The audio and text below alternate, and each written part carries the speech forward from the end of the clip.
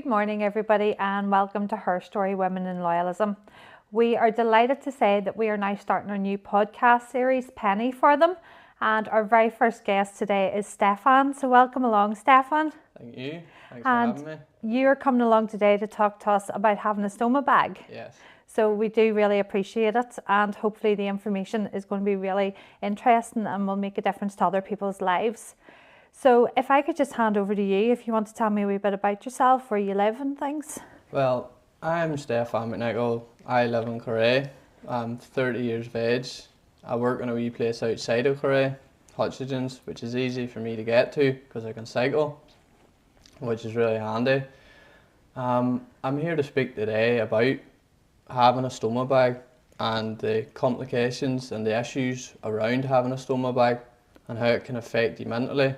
But I'm also looking to share my story of how I got mine and maybe the brutal side of it where people maybe didn't get theirs like that there, so in all, I want to let them see that if I can, get back on my feet and I can work, because this here, I don't want to say this country, this country's got a good way of writing people off, letting them ease into like the benefit system in a way, Like a nurse was telling me when I get into hospital or was getting out of hospital, don't be lifting a full weight of a kettle. You're not going to be able to anymore, Right. That's very hard to hear, I can imagine.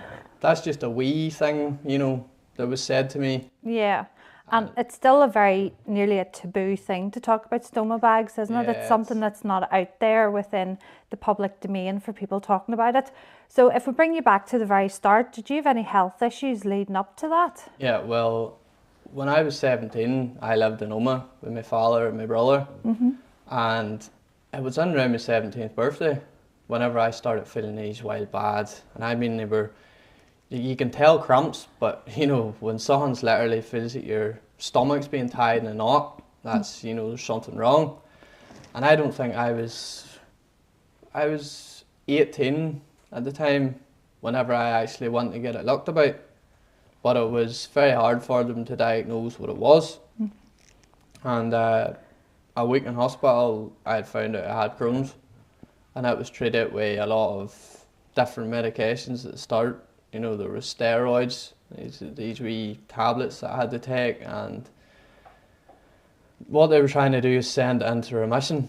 But that was like an uphill battle with taking tablets and learning how to eat. Plus I'm 17 at the time, so I'm still a young lad, in my teenage years. I'm just looking to have a bit of fun with my mates, and I'm really not taking my condition seriously, because I didn't think every time I took away the tablets, it was fine, I was sent back into remission and I was grand.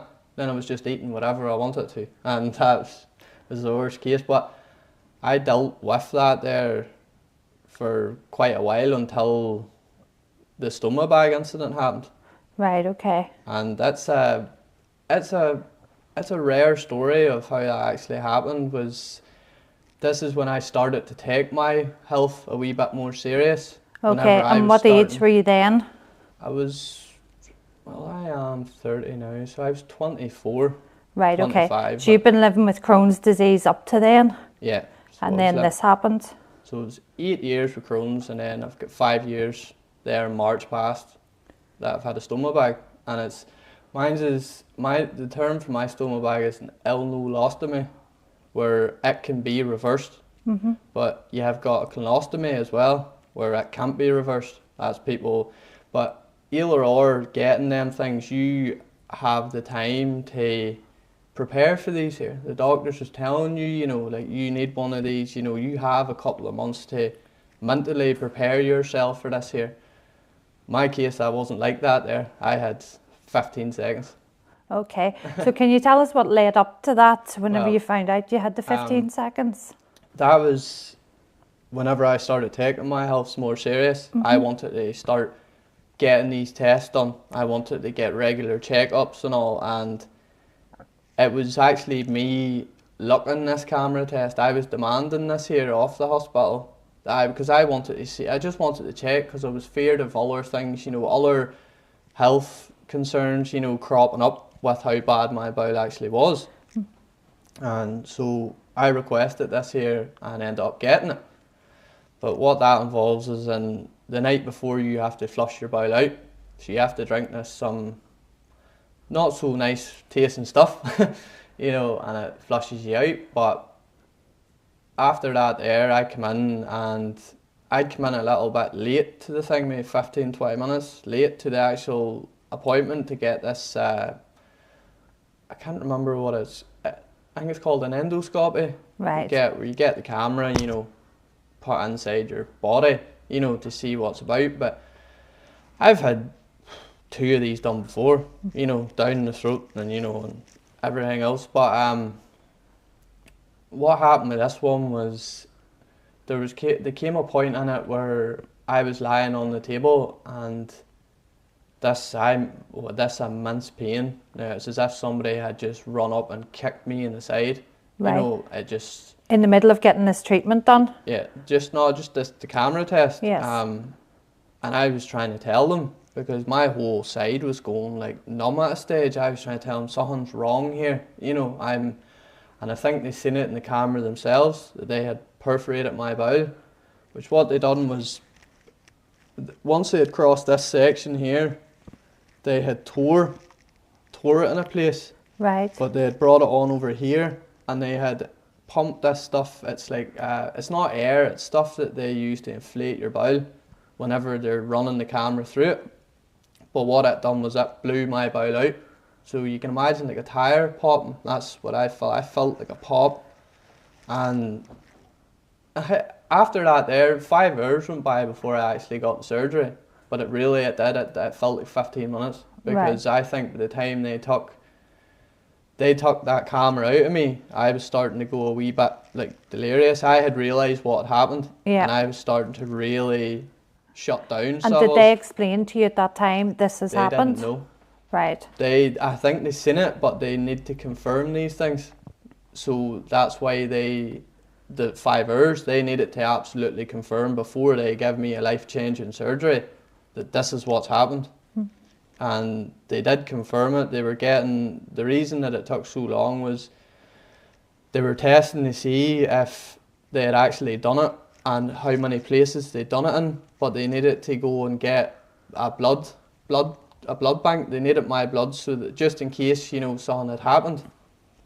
But anyway, they needed to ring my dad because I wasn't, what's that word, compass mentis. I wasn't all there at the time because they had fed me like morphine and all for the pain, and this is why all that part was a blur, because I can only remember coming, you know, back to reality, you know, and looking around me, and all of a sudden my girlfriend was there, my brothers were there, my dad was there, and I was like, what's actually going on here, you know?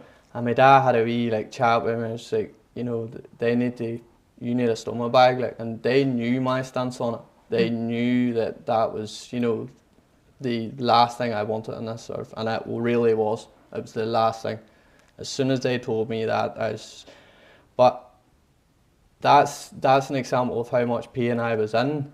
I said yes straight away. Just stop this pain. I can't take this anymore. Like, I was kicking the bottom of the hospital bed, not because I'm an angry person, but because I couldn't.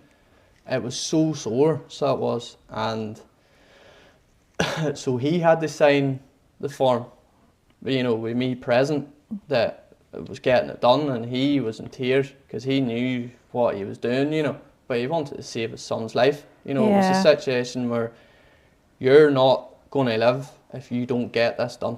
And that sort of was the hardest thing for me, was I never had a choice. You know, this was forced upon me, and it was forced upon me because I wanted to look after myself for once, you know, so it was like it's a double-edged sword. So if I tried to help myself, and then I've sort of wrecked myself in the process. Yeah. You know, so I can remember one thing, waking up after the surgery, and I can remember like looking, like I just looked down, and I was bandaged from here to here, with the exception of this part, you know, there's something else here, but I can remember looking down, and I like looked, and they had this wee like thing in my hand. It was like a button. So like I had like all these wires or tubes going into my chest. So it was a morphine button. Like, they knew how much, you know, but I can remember waking up and looking down, just seeing all this, looking at my dad and looking at my girlfriend, just going at his ears, head straight back again. Like, and that was me for another 4 or 5 hours, they said. I just didn't want to even register this had happened. Because when you get that done and you wake up, it's not what, you know, it's not what I have on now you're looking at. It's this big round thing and you can see it all. So I woke up and seen like the insides of my stomach. Like, I just, that was traumatic, because I still sometimes have dreams about that. Yeah. You know, like looking down, there's these wires and all, you know, in my chest, and like I had to get them out straight away in the hospital. And they were telling me that this is the last thing I should be doing, is getting this out, but I couldn't take them in round, you know. Like, at the end up, I was pressing this morphine button and it was making me worse. It was making me more sick, because I couldn't eat and I couldn't, you know. But I was my own worst enemy in the hospital, because I refused to do anything. Like, I wasn't getting up. I'd shut down mentally. I was gone. I was checked out at that stage. I was shouting back at nurses. I was shouting back at doctors. I was shouting at other patients, you know. And this was during the time of, it was 2020, March 2nd. And if you remember, that was just peak COVID times. This is when the pandemic had hit the UK. So it wasn't as much of a fight for me. I was looking to go out of hospital, because I wasn't looking to stay. I was seeing the news and what was going on. When I got into the hospital and I got out of the hospital, the world was completely different. Yeah. Like, it was all locked down. Everywhere was, you know, it was. So that was nearly just another layer of trauma for you as well, wasn't it? I wanted to get out of hospital, because in the end up, I was more scared of COVID than I was actually having any of this. Yeah. I was looking to go out of hospital and go and isolate myself. But see, looking back in hindsight about that, there was, it enabled me to be by myself. Like COVID and all, I know it wasn't, you know, there was nothing good about any of that, but it helped me be by myself for a while, you know. Like, I wasn't a big, you know, picture, you know, the world was dealing with its own stuff. Like, I wasn't needing to go to work or see people or anything. But it also caused where, usually when you get a stoma bag put in, you have aftercare. You have nurses coming out every week. You have people coming out to support you. I had none of that. Absolutely none. Because it was, the whole world was shut down. Yeah. You know, I had to deal with this essentially myself, which I believe is the best thing that ever happened. I'd rather deal with this myself, because now when stuff happens, you know, I don't need anybody to actually deal with it, you know. And so whenever I go to hospital, or no, I'll take you back to hospital, because there's a couple of things that went on that, you know, I was explaining how I was this type of person that had shut down. I need to mention this guy because I've met him a couple of times outside of the hospital, just, you know, out of the blue, you know, because he works in a big superstore, so I would run into him from time to time, and I need to give him a lot of credit, because he was going through a lot of stuff at the same time himself, probably worse than me, you know, and that just to regard that, I was pretty bad, so what he was going through, I don't want to talk about the man's business, but, you know, it was bad.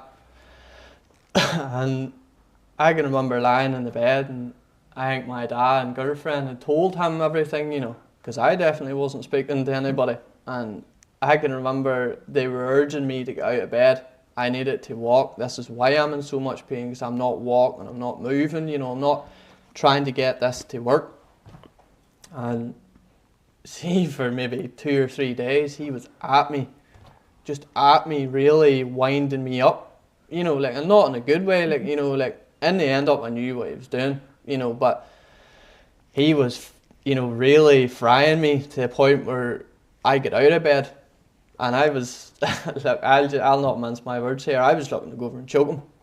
Like, I was getting out of bed to make my way over to him, like, you know, but he put that fight back in me, you know, like, get up, you know, you're only 25 or 26. Don't let this define you, you know, start walking, you know, don't be like me, essentially. He was trying to tell me, you know, like, don't wait till you're my age to find this here strength. He had so much positivity. He had so much in him, it was shocking, so it was.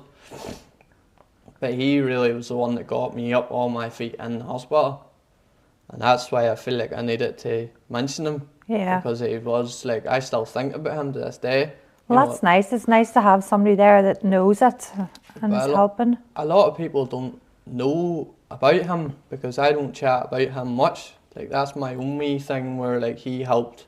And I really hope he sees this, you know, because he'll know, you know, his name's John, you know, but he'll know I'm talking about him.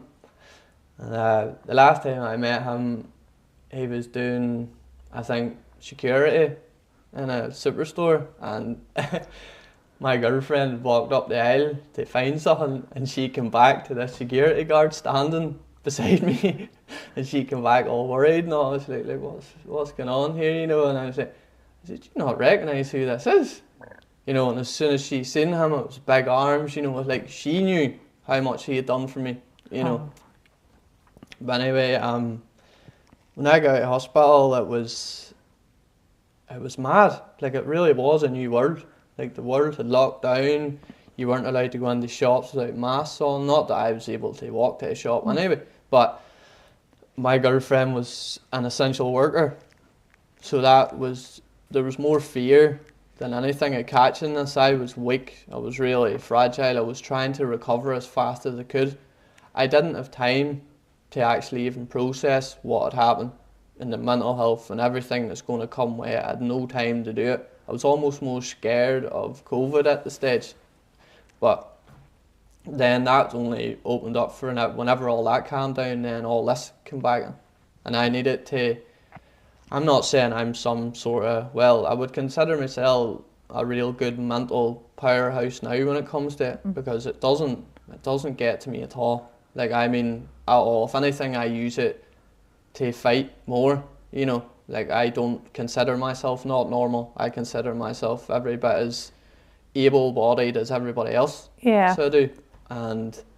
But I didn't think like that when I got out of this, you know. Like, there's so many people telling me, oh, you can go on benefits and you can get a car and you'll never have to work again, Steph. And I was like, that's not me. Like, I don't want to be like that. You know, I want to work. I want to, you know, still be able to. But the more I like progressed and this thing started working again, and the more I realised, I was like, all these people are just trying to make me feel better, you know, but they don't realise it's making me feel worse. Right. And that's the last thing. I never did sign on benefits or do anything. I went straight back to my job after I was allowed to, you know. Yeah.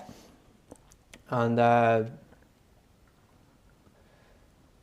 didn't get it at a stage where why everybody was going on like that there. You know, it was almost as if at a stage it was in my head that I wasn't normal, you know, and I did have to let it out, you know. I had to let that blowout happen, you know. Like, you know, there's a lot of nights where I've lay and I've cried about it, and I've really just, you know, but to me that's not embarrassing, you know, to say that I was, you know, weak and I had my bad moments and all. Like, it's good to let that out, you know, sometimes.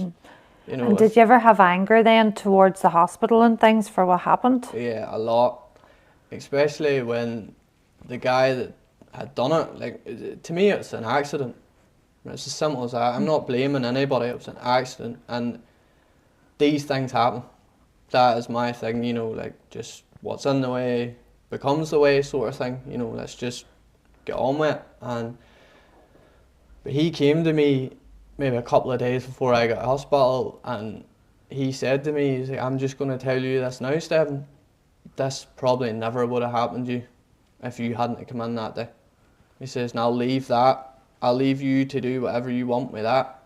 And to me, in my eyes, I was like, right, you know. And then the amount of people tell me after that, go and claim.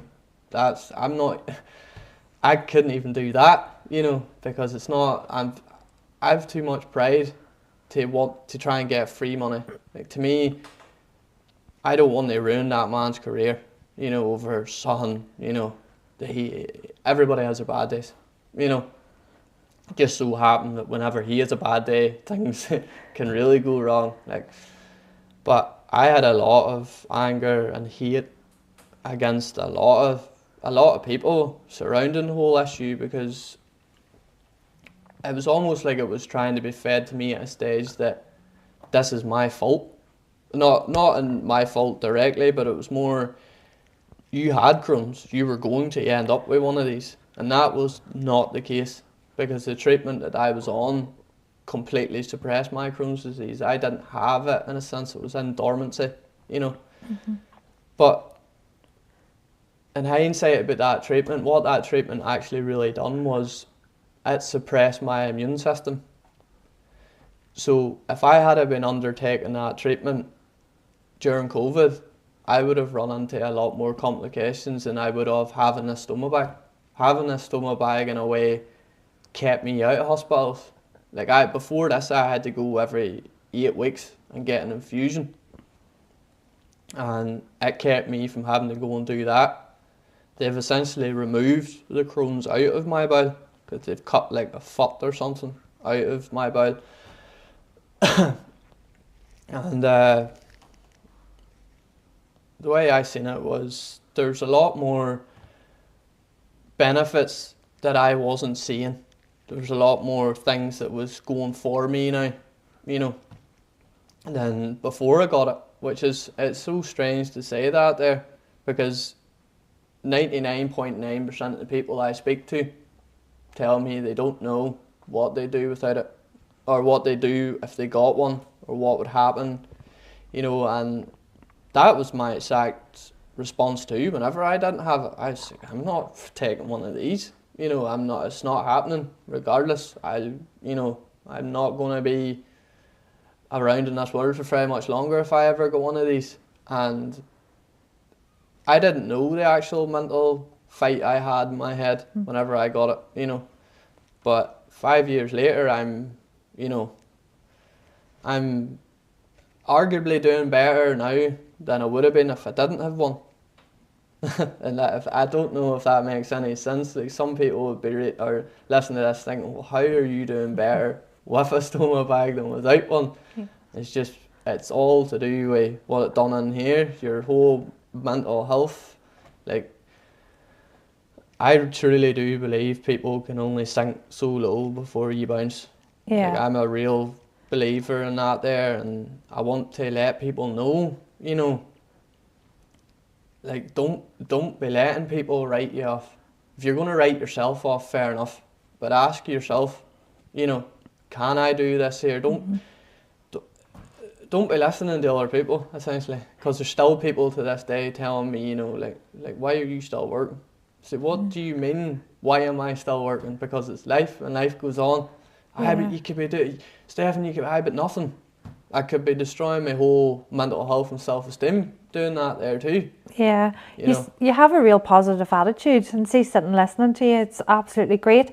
See, now, dealing with it all these years later, are there things you can't do? Are there things you have to consider if you're going away for the day? Are there things you have to think about? Well, it's more not what I can't do, it's more what I don't want to do some days. But for example, you wouldn't catch me going into a swimming pool, you know, and that is something I love to do before I get this. But it's just because I haven't built up the whole that whole thing in my head where I would like people to, like, if you were to ask me to see it, I would show you this, no problem.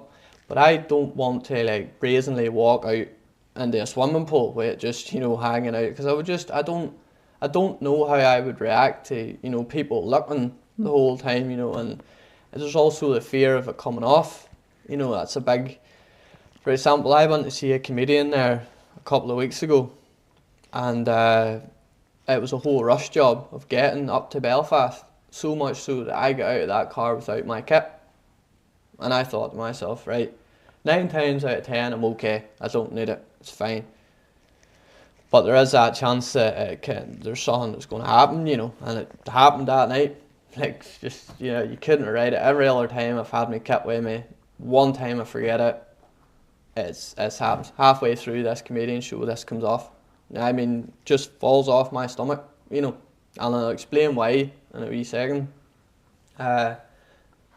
So, me and my girlfriend, we both had a couple, so we couldn't drive home, and I had to somehow get away from Belfast to Correa, because this was burning the life out of me. Like, what comes out of this sometimes is not.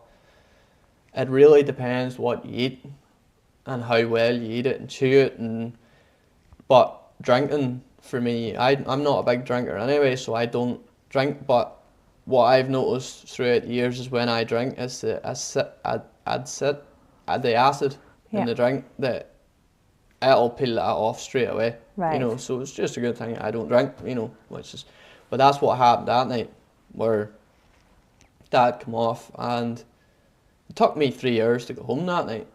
So you can imagine how much, you know, what was going on under my, you know, clothes. Yeah. But I had to come home wrapped in a towel, you know, because it was seeping out through my clothes and everything. I'm not a bit ashamed to say any of this here, because this is what happened. There's a real anger there, so it was. And to say that it didn't start playing in my mental health there would be a lie. Yeah. But again, it's just more, whenever I feel that happening, there's more of a fight pushing back against it now.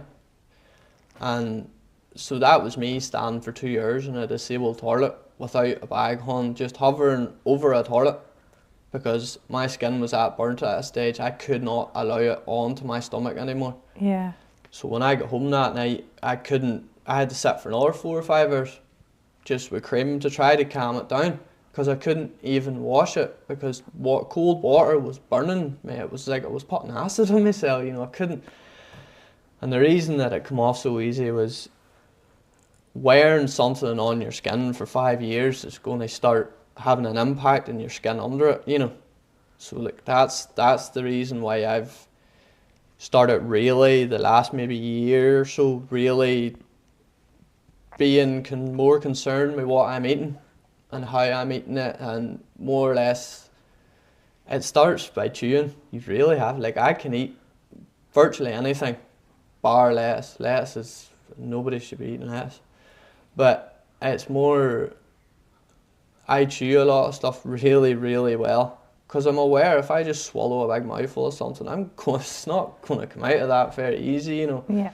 And people don't realise that's a big complication if you're not aware of it. But that's the easy, some of the easy parts to talk to. Some of the other parts is like, there's been so many mornings that I've woke up and this is off, and it's been off for a good 2 or 3 years during the night. So you can imagine the mess I'm in. I'm sitting up, and to say that's one of the most, self-esteem destroying things you would ever go through.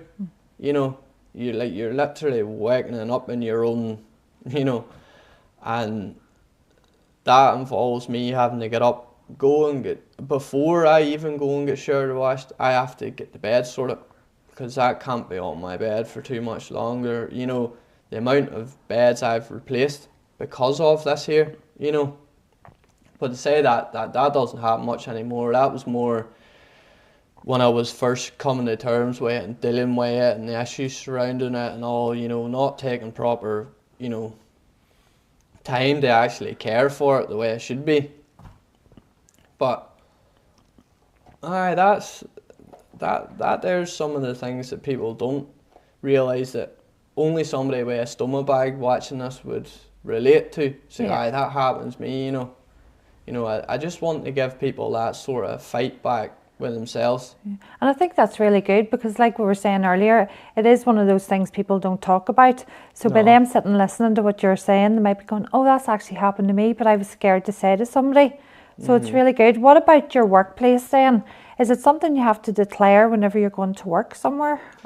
Yeah, well, I did declare it. I did write it on my medical thing. I made my managers aware straight away.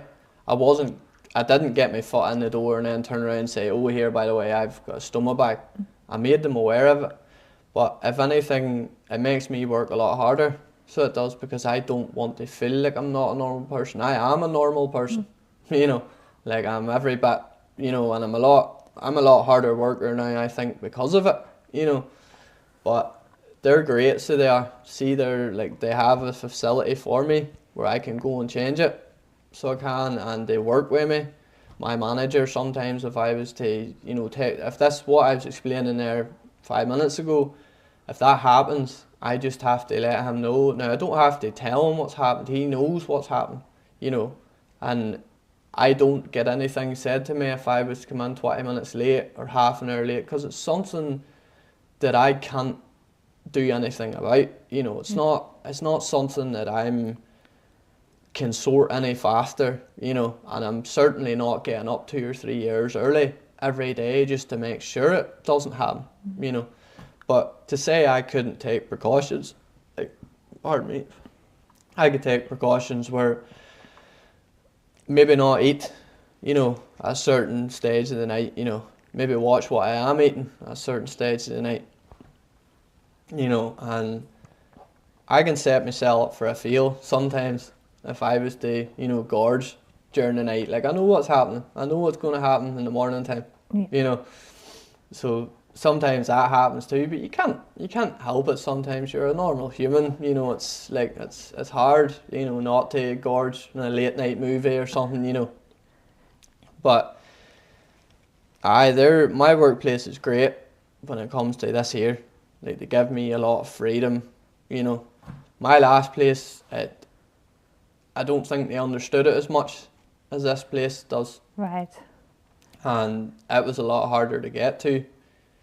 And it was more the times where I was sort of trying to deal with it mentally as well, you know. So I wasn't prepared to talk to them as much as I was, you know, the place I'm working in now. So my workplace is great when it comes to, you know, providing for me when it comes to that, and they've gave me plenty of time off if I've needed it, you know. But it's not really an issue in work. Like, right. sometimes in work I would go and change it, you know, but they have a place for me to go and change it, and it's a simple in-out 5-minute job. Yeah. Like, I've made it as seamless as that, you know. Some other people might not see it when they have that, they need to, you know, but maybe pre-cut your bags, you know, like have the barrier ring sit and have your kit set up where if you step into anywhere at any time, you boom, boom, boom, done, gone again, Yeah. you know.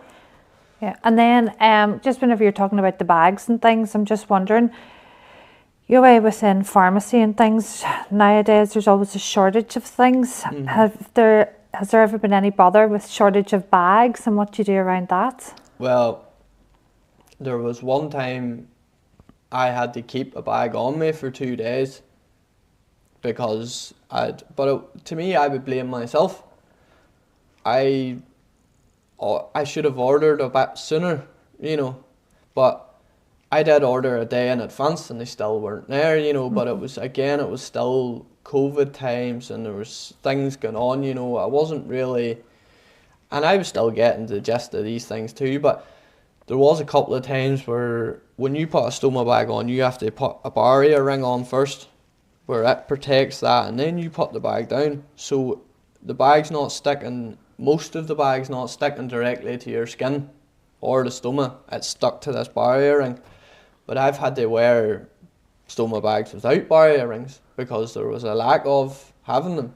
And that's very painful, so it is, because you can feel every movement and they come off a lot easier then, and your skin can get burnt because of that there. But the chemist, I switched my chemist, I did, because one of them seemed to be faster in getting them in than the other ones because it was more modern, I'd say, you know. So I haven't really had much bother with getting any prescriptions, because sometimes I would double order too, you know, just for this. I've spoke to my doctor and I've told them some weeks I would go through 20 stoma bags and some weeks I would go through 5. You know, I can't suffice for this here, you know, and he understood. That's why at any time I can ring up and get an extra, give me a kit or give me this. But that time in Belfast I couldn't. I had rung a hospital and I had asked him, I had pleaded with him that I've been standing here for an hour and a half now, this is off, my skin is, but if I can call into you or get to you, can you help me? And it was a straight no. Right, okay. And it's as simple as, and I understand, I'm not part of their district. Like, my stoma team is in Coleraine, so if I need any help, I go there. I can't go to, I can't just walk into any hospital and they'll get me a kit or anything. So it was very hard. So it was that time, but it was a real wake up call for me to, like, no, I really need to bring that kit with me everywhere I go.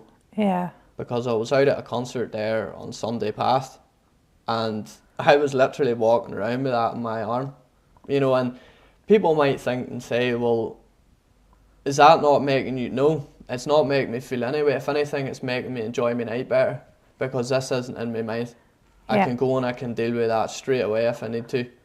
And it gave me more of a confidence boost, you know. And I didn't care about people wondering what it was, you know. I had the odd bouncer sort of looking, you know, why are you carrying a thing in your wrist, you know. But, you know, as soon as they understood what it was, you know, completely fine. Like, it wasn't a big... But what people would think would be embarrassing for them actually would help them. They just need to realise this here. Like, I have no shame carrying that kit about with me, because it's not, see, to me, it's not about what other people think. Yeah. It's about how I think and feel when it comes to this here. And I'm going to feel I feel very entitled in that regard. It's like, if somebody was to poke fun at me or laugh at me about this here while I'm telling them, that's not a person I'm going to be speaking to anyway. So I don't care what they think. It's not a person I'm going to even remotely have time for anymore. Yeah. In a sense. And yeah, there has been people who poke fun at me when I was telling them, or broke character and started laughing, you know. Like, sometimes I really do get into it with people to see let's see how far I can talk about this, to see, you know, their reaction to it, you know. And I've got some bad reactions. Sometimes I'm like, wow, that's actually inhuman to laugh about something like that. But that's on them. They have their problems, you know. So that's a really good attitude to have. See the way you mentioned earlier about the fact that it can be reversed. Has anybody ever spoke to you about a reversal of yours, and is it something you would consider? Well, at the minute, when I say they removed a lot of it out, there's still some of it that comes back in parts. And I went there a year and a half ago for a camera test. You know, you can imagine how I felt about getting a camera test after this had happened. But it was actually into the stoma. What they found was, at the start of it, there was all these blisters, or whatever it was ulcers, sorry, not blisters, ulcers, where there was a remaining Crohn's disease. And it was just at the exit of this here. So what I need to do, and what I am doing at the minute, was they have me in another treatment where it's these injections. So I take them every 2 weeks now, but they're sent out to me. I don't have to go to a hospital, I don't have to do, and it's as simple, just a wee pen, you just inject myself, and what it's doing is, it's trying to clear this here. Like, the last consultant I was speaking to, he told me that, he showed me these pictures, and he says, look, Stefan, I could send you to the surgery team right now to get this here reversed. We could set up the thing and all, but they'll take one look at them pictures and say no. He says, I'm trying to tell you here, I want the best fight for you. You know, I want to clear this for you so you can get this reversed. You know, but to say I'm going on about this whole thing about me being mentally strong and me getting on about this here, but here's some truth to it, where and I don't know this, I might be hanging on to the hope of this is going to be reversed, you know, and I don't know how I'm going to react if I ever get told, you know, that I can't get it reversed. But that's just the thing. I don't know how I'm going to react, you know. It might not be an issue. So I'm not letting that there hang on. But that helps me write off the fact of, right, so all this isn't coming from the hope that it might get reversed, because it's not. You know, I don't think I would react as bad as I thought I would if I get told I'd never get this reversed. Because I think I've lived with it so long now where it's a normal part of life, you know.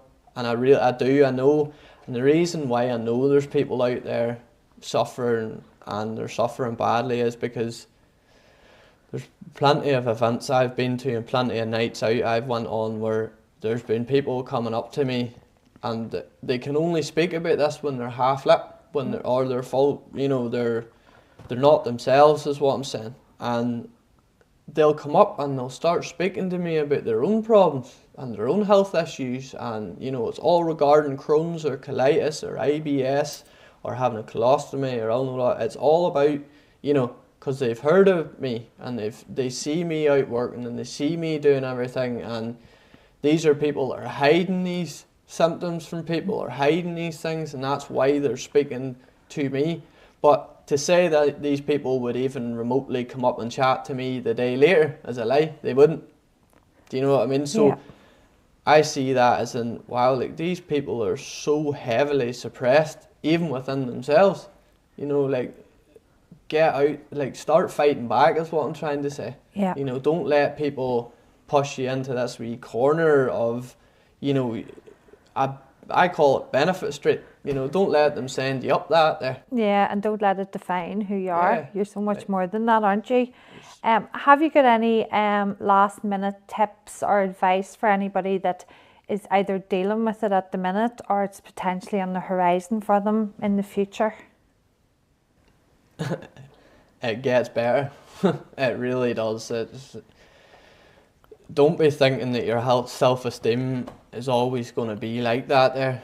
And don't be letting somebody else build your mental health up or your self-esteem up. Like, build it up yourself, because it can be as easily shattered if that person suddenly steps out of your life or something suddenly happens.